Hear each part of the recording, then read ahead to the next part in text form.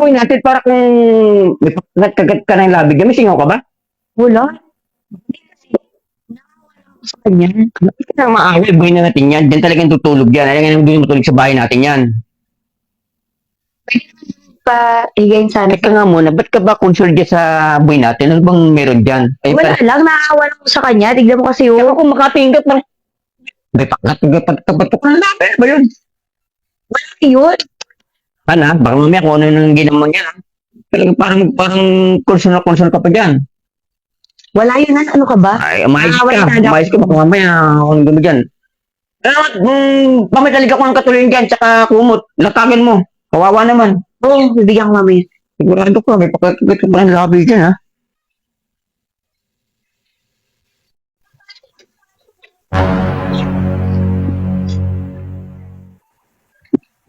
Hoy. Uy. Ay, ma'am. May lakad tayo? Hindi, wala.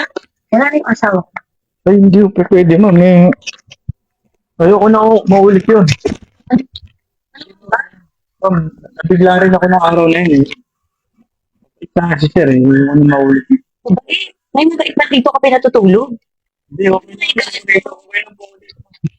Kaya nga pag umaalis siya eh, doon kita pinapatulog sa loob eh.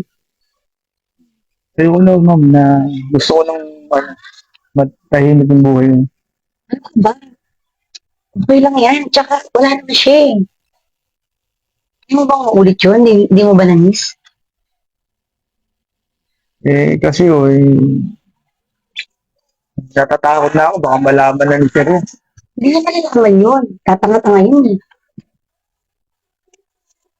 Ibig sabihin, ulitin natin yun. Basta lang. Ayaw mo ba? Sige, ma'am, malis na ata si boss. Umalis na. Kanina pa. Sige,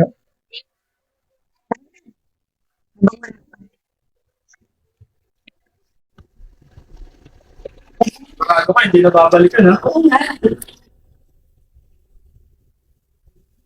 Diyan ka lang, abay mo. Ito mo lang.